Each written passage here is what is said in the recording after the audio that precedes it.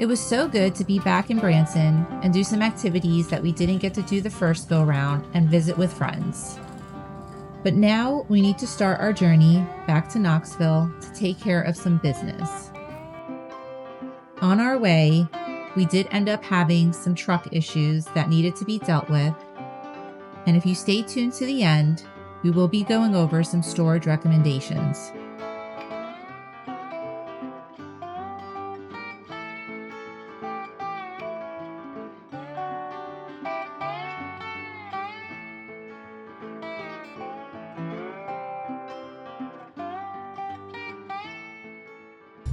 All right, just past Nashville about 15 minutes ago. We're on the other side of it, on the east side. Couple things. Just got a, essentially it's like a check engine light, but reading the manual, it says that it is for emissions. I'll show you that real quick. Let's see, right down there. That little check engine light there, the little engine block.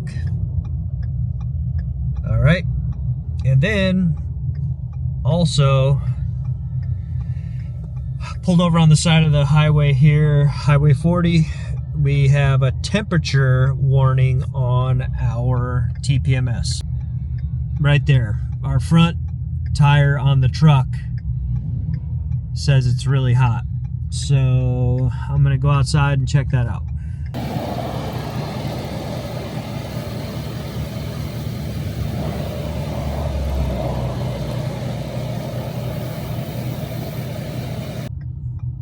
Okay, well, so I went outside, checked the tire, felt it by hand. It's warm. It's not extremely hot.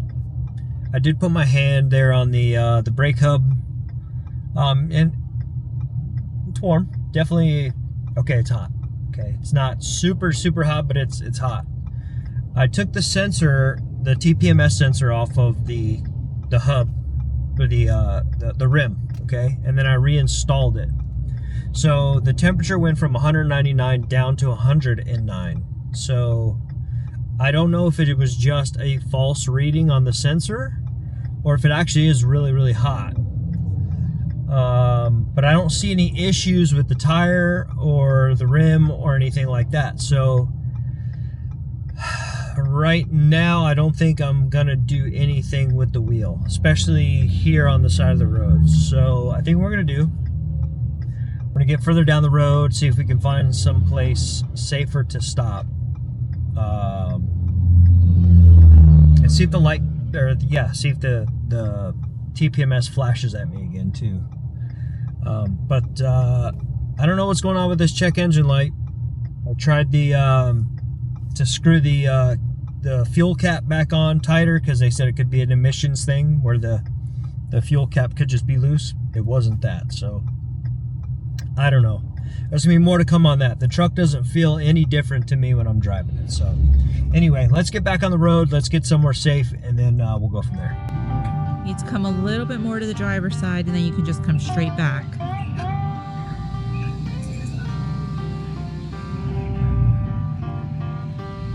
That's good. Now just come straight back to straighten it out.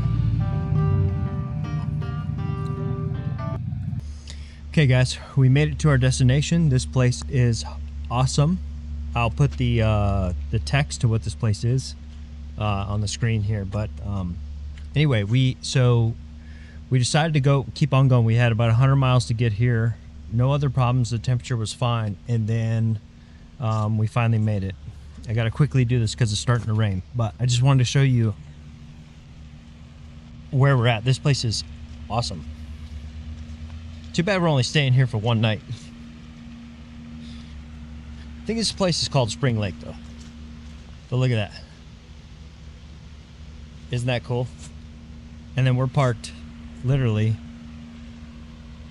right there. So this is going to be a great stay. Anyway, Steph got a hold of an auto repair shop that's going to take us in and do the diagnosis on the truck to give us the code and see what's going on with that check engine light. So we're going to go check that out, and then we'll update you afterward. Okie doke, we made it back home. So we took the truck to a place called Car Fix, okay? Great place, by the way. If you are in the Crossville area in Tennessee, you should take your stuff to CarFix if you need to. Great people. Here's what happened. So we took it in. They read the codes on the truck. 2 codes popped up. One was for something to do with the muffler. Basically, something about oxygen sensor reading on the muffler. Not really sure what's going on with that since the truck is deleted. So may have to wait and see on that one. But the other code was talking about idling, how the truck wanted to do idling at 30% or higher, or like 3,000 RPMs or something like that.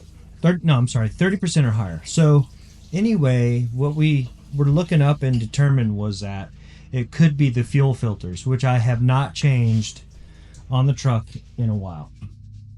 So I asked them if they could go ahead, get those changed out tonight.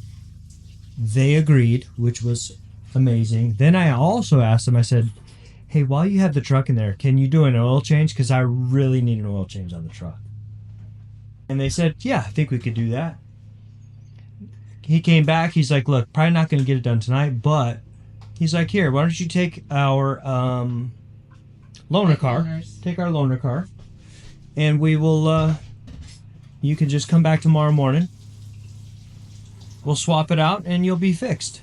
I was like, man, this is freaking awesome. Yes, because he knows our situation too, that we only have one car. Right. And, or we only have one vehicle, which was the truck. So he's like, yeah, what campground are you guys staying at? Okay, I'll give you a loaner. And so it worked out really, really well for us. Yeah, worked out great. Great people. Highly recommend CarFix in Crossville if you ever need to go there. So, all right, that's the update. We still don't know if that's going to fix the issue, but we'll keep you updated if it does. So, all right, that's all for tonight. All right, so now to the real reason why we came back to Knoxville. Storage. I think every full-timer is probably going to go through this issue of storage, because while you might sell off almost everything prior to getting started, there are certain things that have sentimental value and that can't be replaced, but you don't have the storage for them in the RV. Hence, storage unit. There are a couple of things in here that are not sentimental, right? But we thought, well, I don't want to rebuy a mattress if we settle again, or I don't want to rebuy a refrigerator if we settle again. So you go through this whole thing in your head, like, what do we not want to rebuy? What do we want to hold on to? And now that we're like almost 2 years into full timing, we're like, why do we have this mattress still? And why do we have this refrigerator still? So it's like this weird back and forth that you go through, like balance. So there's definitely some things we're still going to hold on to, okay? But there's some bigger items we definitely want to get rid of in storage, and some smaller ones too. Mm-hmm. And so that's why we came back for a couple weeks, because we're going to go through this process of trying to sell off some stuff while we're here. Yep. So we're going to take you along for this ride. We'll show you some footage of us taking stuff out, getting it ready, taking pictures, and hopefully we'll get some footage going along as we make sales and stuff like that too. So if you have questions or comments about our process, what's it costing us, things like that for our storage unit, please feel free to comment down below. And I would love to hear your process. Like, if you are a full-timer and you went from living in a house to full-timing, like, what was your process? Do you have a storage unit? Were you able to just say, nope, we're getting rid of everything? I'm just curious, like, on different people's thought processes going through. And I think it would help maybe future full-time RVers come to decisions maybe easier. So. Yeah. Well, I guess it's time to get to work, huh? Yeah, we have quite a bit of work to do. They're going to be doing most of the work. That's not true. We're going to put her to work. She has quite a few items also that we held on to that we may need to go through again. Nuh-uh. People, it's not happening. Stop with this liar. All right. Enough talk. Let's get to work. Okay.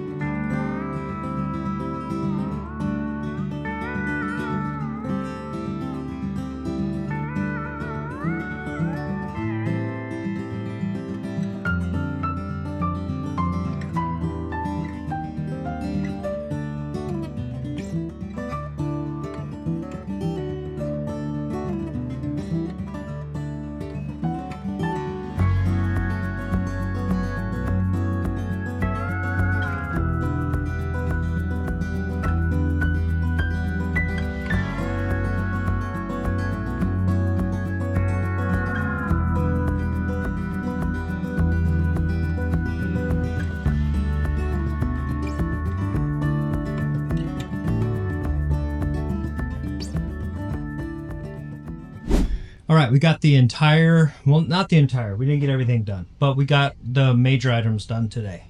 So we got the mattress, the refrigerator, freezer, and the console table that we built. We got pictures for all those, and Stephanie's listing those right now on Facebook Marketplace so that we can get those sold. So that's where we're at now. We took some books to a local place called McKay's, where you can sell books to them. So we got $46 for that. Yeah. That was pretty cool. So that's a tip for you. If you have any place local to you where you need to get rid of books and stuff like that, do that instead of trying to just give them away, unless you just want to give them away. Mm-hmm. But you can always get a little bit of money for yourself. There was a lot of educational books in there that I had bought for Addie for homeschooling and that we no longer use. So because I had like a decent investment in them, I did want to recoup some of that investment. Right. So yeah. So that's the update for now. We'll try to update you as we get inquiries on every item. Yeah. Hope everything sells. Yeah. So let's just go along on this journey. Here we go. So we owe you an update on the truck and also on storage, but first the truck. So one thing I forgot to tell you in the last segment about the truck is we also had the brake fluid changed while we were in Crossville. So the two things that they did regarding the check engine light and the temperature were the fuel filters and the brake fluid. So here's the update. We've been in Knoxville for almost a week and we've had no issues. So that seemed to have fixed both problems for us. So just something to keep in mind. If you haven't changed your fuel filters on your diesel truck for a while, that's something you need to probably take a look at. And your brake fluid. They said that there was debris in it, and so that's why the tire had gotten hot. Well, yes, and water can also get in the brake fluid over time too, and so that can also cause issues with the brake hub and friction. So, but everything's good so far. Yeah, we'll keep you updated if anything changes. All right, let's go over to storage. We said that we might take you along for the ride and show you footage if we could. We only ended up selling one item, and that was the console table, and that was very popular. It was very popular. Stephanie got a ton of messages. Over 100 messages on that one item. So and no messages on the refrigerator or the mattress. So, and that's okay for us. Okay. We're going to keep those items and we'll just use them later when we find our place to live and it'll be fine. But that's not what this segment right here is about anyway. So what this is actually about is talking about storage itself and having a plan for storage. So if you are not full-timing yet, or you don't even own an RV yet and you're looking to maybe go full-time, this part is for you. Our tip number one is having a storage plan. You've got to know before you get into full-timing, first of all, you know you're going to get rid of most of your stuff. If you're not going to keep your house or whatever you've got, if you plan on selling or getting out of what you're in to get into full-time RVing, you know you're going to get rid of most of your things. But you're not going to get rid of everything. You're just not. There's going to be sentimental items that you're going to keep just because. I mean, we all have sentimental items that we're not going to get rid of. Right, because they're not replaceable. Right. But what do you do with those things? That's what you've got to figure out. What is your plan? So that can involve a few things, okay? You could store it in a storage unit like we did. You may store it with a family member or a friend. Those are other options that you have. But you've got to consider those different options and what that means for you in the future. So yeah, if you are going to store it with a family member or a friend, how long can you store it with them? You know, that is something that you also need to think about. Do they have the space to hold your items long term, or is this just something that they can do for you short term? And then going back to the storage facility, I'm not sure if we had mentioned this before, but our storage facility is climate controlled and it has cameras. And because we don't live where we store our items, those were very important things for us to have. So I definitely think that's something that you should also think about if you're going to do like an outside storage, where I would never recommend. We just heard too many stories. No, I would just never recommend putting your stuff in a non-climate controlled environment, first of all. And also like one of those storages where it's just, they're all outside. You know what I mean? Like you just need the gate to get in, just because unfortunately we've heard multiple stories of people having their storage broken into. So, having it stored inside of a inside storage facility is just a bit better. That has camera systems and all those things. There's extra security measures. Like for us to get into our storage, you have to like put in the pin pad if your pin, and then you have to take an elevator. Like there's multiple steps involved, so it kind of deters somebody from trying to do something. You're going to pay a little bit more for that, but in our opinion, it's worth it because it's peace of mind when you're talking about your stuff. So, okay. Like Steph mentioned, if you're going to store it with a family member or a friend, what's the long-term plan for that? What do I mean? So what if your family or your family member or your friend decides that they need to move? And that could be for a number of reasons, right? What happens to your stuff? Do they still have the capacity to store your items if they need to move? And if not, then you need to have your plan B set up, which is probably going to be a storage unit. So just all things to consider when you're thinking about selling off your stuff, minimizing to go full time, and needing a plan to put your sentimental items and stuff that you want to keep for later.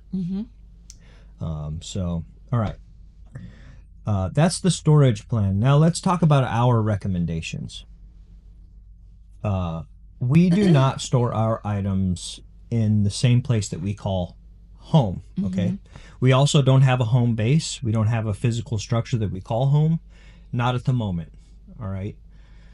We didn't know coming into this whether we would do that down the road or not. This is just something we jumped into, and we were like, all right, we'll figure it out down the line. So we store our stuff hundreds of miles away from where we call home, which is Florida. That's our domicile.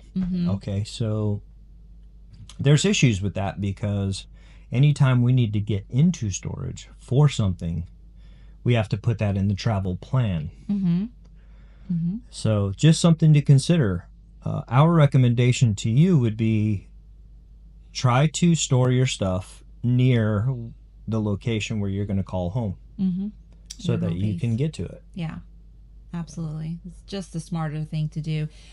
Again, we left from Knoxville, so we started this journey from Knoxville, which is why we put our stuff in storage, and we didn't know ahead of time like where we were going to set up domiciles. So definitely have those things worked out before. These are just things that we learned along the way. So and then the next recommendation we already talked about, but we're going to hit it again, and that is just probably go with a climate controlled unit. Okay. Same thing with family or friends there, right? If they're just going to store your stuff in their garage, that's not necessarily climate controlled. So just something to keep in mind. Your stuff will deteriorate over time with the environment. So get a climate controlled unit if you can. And then you need a budget for that. Yes. So let's see. What other recommendations do we have? I think also going back to the whole domicile piece, wherever you set up your home base, that is also where you should set up like anything that you need to get done. Doctor's appointments, dental appointments. These are things also that long-term didn't really cross. We didn't consider. Yeah. Fully. We didn't fully consider all of these little things Yes. when we got started. So if you like your doctor where you are, I would recommend, if you can, setting up your home base there. I mean, I'm sure everybody knows looking for a new doctor and a new dentist is it's not a fun time. It's hard. You got to consider what's best for your situation, and that could include the doctors and dentists and all those things, but it also consider financial reasons too, taxes, and those types of things that, insurance, all those things can play into your plan to go full time. So we may do another video that dives deeper into that. If that is something you would like to hear, at least from our situation, on why we chose Florida and all those things, let us know in the comments. We'll definitely consider doing that if we get enough interest. Yeah, absolutely. So do we have any more? I don't think there's any more. No, that was it. Those were the definite big points we wanted to hit. Yep. So all right, so that's the episode for the week. Now, we also have some more tips for you. I would just encourage you to watch these couple of videos right here, okay, for our top recommended items for full-timers and basically for all RVers, really. Yeah, we had 2. I think we had like a top 10 and an essential list. That's right. Also. So. All right, we'll see you next week. Bye, Take guys. care.